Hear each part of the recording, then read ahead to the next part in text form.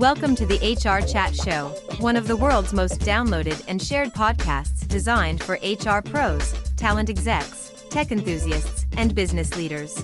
For hundreds more episodes and what's new in the world of work, subscribe to the show, follow us on social media, and visit hrgazette.com.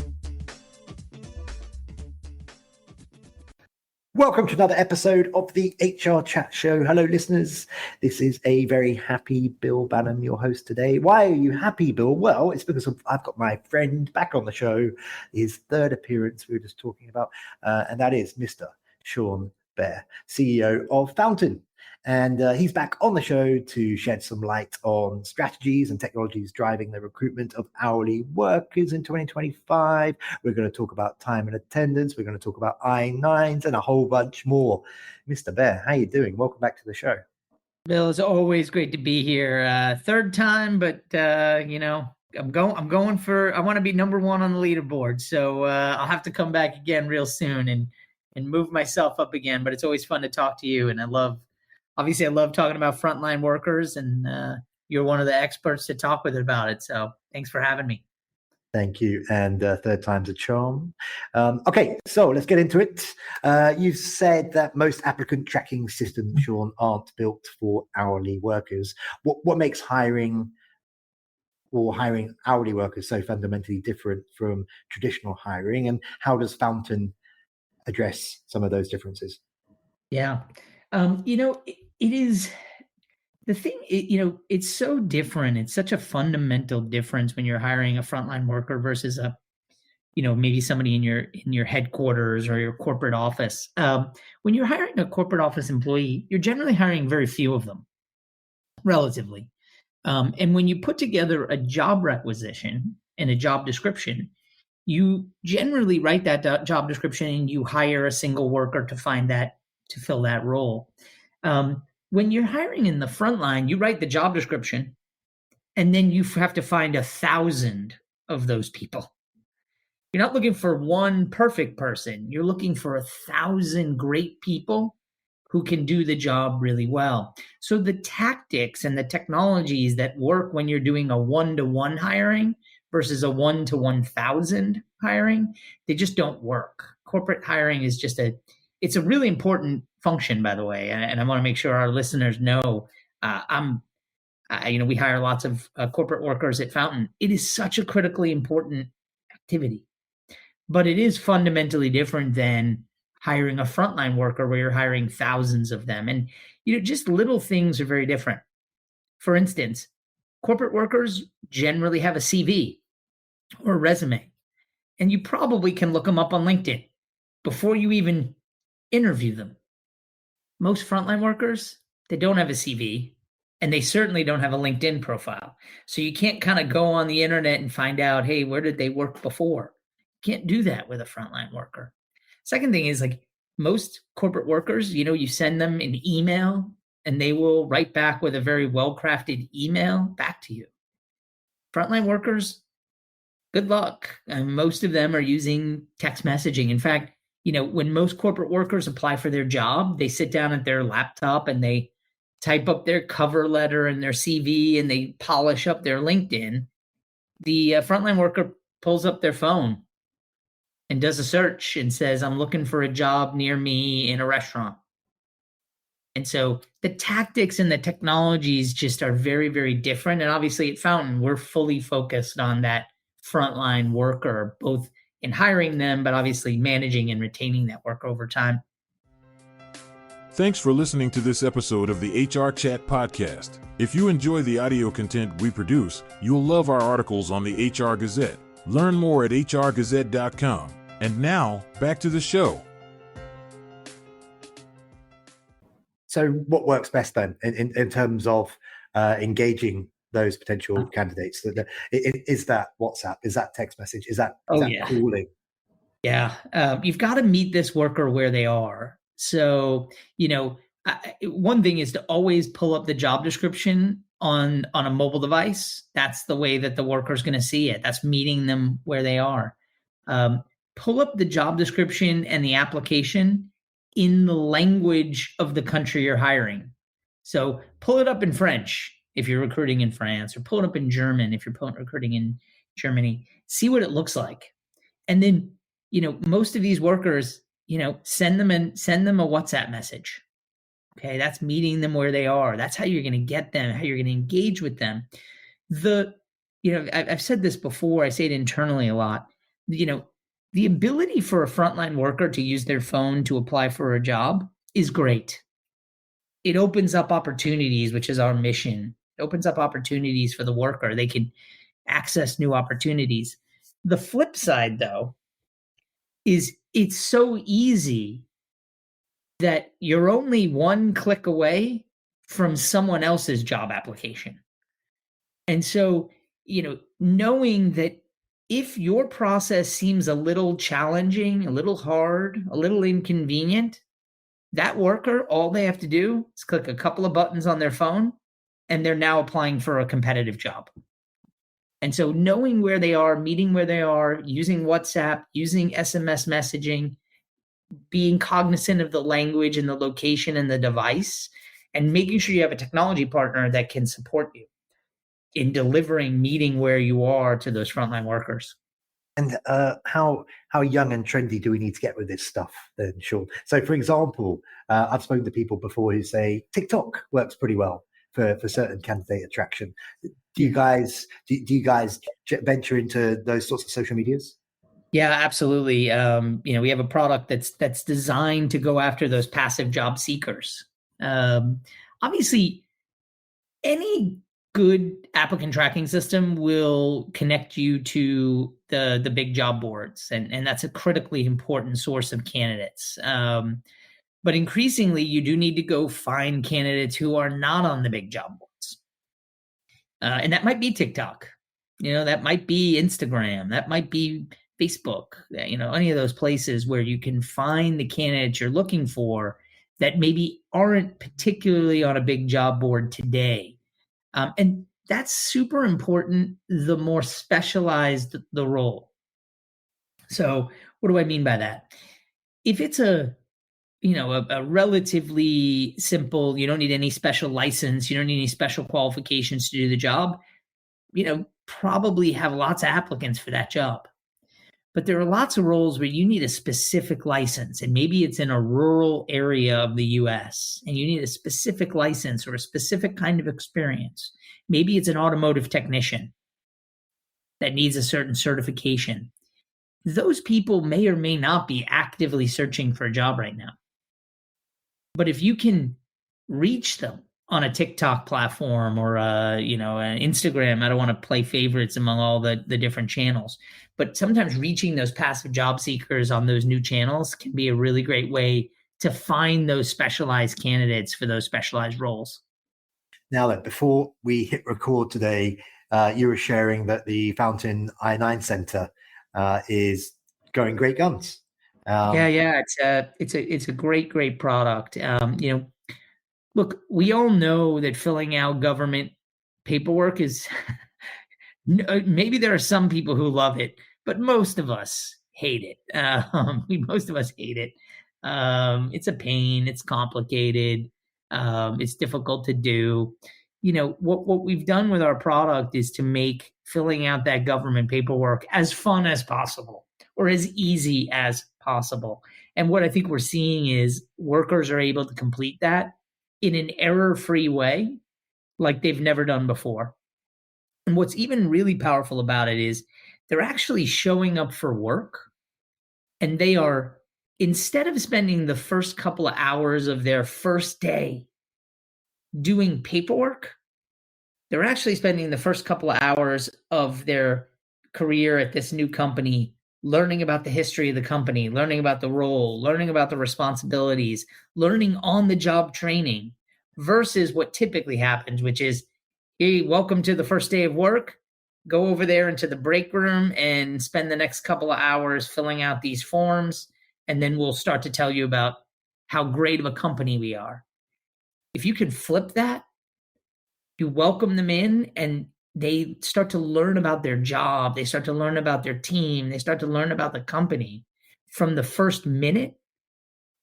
It's just a much better experience, not only for the company because they get more productivity, But frankly, it's a better experience for the worker. Like nobody wants to go sit in a break room and do paperwork for a couple of hours. That's no one's job. Maybe there is somebody who thinks that's fun, but most of us don't think that's a great way to start.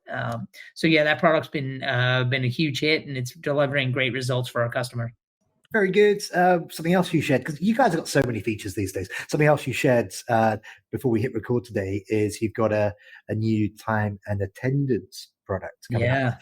And in fact, by the time this goes live, it's going to be out there. So we can talk all about it in this interview right now. It's called Shift. Can you share some more information around Shift? Yeah. Fountain Shift. Look, we're a multi-product company. We believe in supporting our customers from job board to departure date, and helping them meet these frontline workers wherever they are in their life cycle of work. So maybe it's helping them on the job boards, and maybe it's helping them get hired, and maybe it's helping them fill out their government paperwork.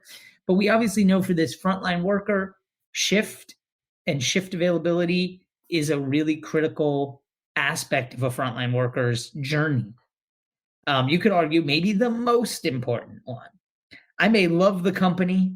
I may love the people on the team. I may love the job. If it doesn't work with my schedule, I may love it. It's just not going to work for me. If this job requires me to work nights and instead I go to school, that's just not going to work for me. And so we know how important shifts are to this frontline worker. And the product we've built is basically the world's most flexible shift management product out there. It's also an incredible experience for the frontline worker. Obviously, we build everything with that frontline worker in mind. And so we meet them where they are. And then lastly, I would say is it adds to productivity for customers. It makes customers more efficient, more effective, and more productive. From a flexibility standpoint, we support multi locations. So maybe one day you're working at store A and the next day you're going to work at store B, right? Maybe you want to be able to work different shifts with different pay rates. We have the world's most flexible shift management technology product. And again, it's really powerful when you hire the worker and then you know what their dream schedule is during the hiring process. If you can use AI and put that into your shift management technology, you can start to really deliver schedules that work for workers. And that's at the heart of what we're trying to do. Ultimately, we think that product, along with our hiring product and our I-9 product and our Communicate product, are designed to help customers not only hire the best talent for them, but increasingly and importantly, manage and retain those workers over time. So if I can retain those workers longer and keep them inside my company, meet them where they are and engage with them, right, the business results for me are going to be incredible. So last September, I was walking the floor of HR Tech conference. This pod is 2 or 3, depending on the month in the world, based on downloads and engagement in the category of HR Tech. And yet I'd never been before because I'm not a huge fan of Vegas, frankly. Although I like Arizona, that's nice. But I drove around there afterwards. Anyway, I'm going somewhere with this. It seemed like every single stand at HR Tech was AI powered this, AI fueled that. Sure. You guys have some actually reliable AI technology behind what you do, right? Yeah. How do you now differentiate yourselves? How do you stand out in a market, in a crowded market, when everybody professes that what they do is agentic this, AI powered that? Yeah. By the way, it is the buzzword of the year. It was the buzzword of last year. I think it's still the buzzword of this year. Everything has to be AI, and I think the core question is, experimenting with AI technology is super interesting from a technology perspective. As an entrepreneur and a technology entrepreneur at heart, there's some incredible technology behind the scenes. The question is, can you actually deliver business outcomes using AI? Because, if it's all it is, hey, this product is now agentic AI, that's really great. The question that we always ask at Fountain is, so what? So what? Like, what's the business outcome? What does it do for the worker? What does it do for the hiring manager? What does it do for the head of HR? Right? And so we bring that to heart in all of our questions. Every product we built so far has to have AI technology at its core.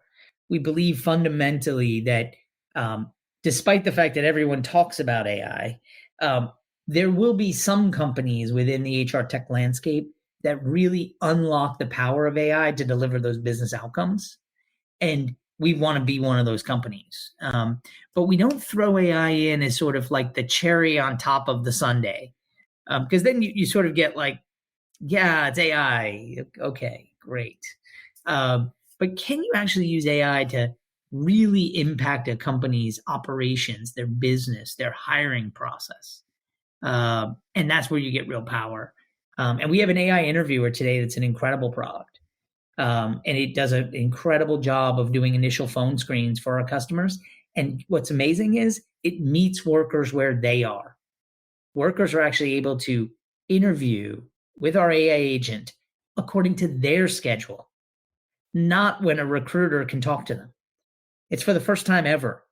It's like on-demand interviewing for the frontline worker. And, we see workers interviewing at 11 p.m. at night. Not because that's when they're applying for the job. It's when they got off their last job. It's when they got off their shift. And that's when it worked for them to engage and do the interview. And what's even great about it is we see workers sometimes will start the AI interview and then say something like, hey, I've got to go. And what happens? They come back an hour later or 2 hours later, and our technology is aware and says, hey, Bill, welcome back. Let's pick up where we left off, which is just incredible, an incredible convenience for the frontline worker. Yeah, I can never do that. I'd spend about 10 minutes recapping before we got back into it. I've only got 4 more minutes with you because I know you've got a hard stop here, sir. Yeah. So just a few more questions for you. So far, we have spoken about the sourcing process. We've spoken about the talent acquisition process. We haven't really got into retention yet. So let's just talk about that briefly. Retention is, of course, a top concern for HR leaders managing hourly teams. What are some best practices, Sean, or features within Fountain that support better engagement and retention?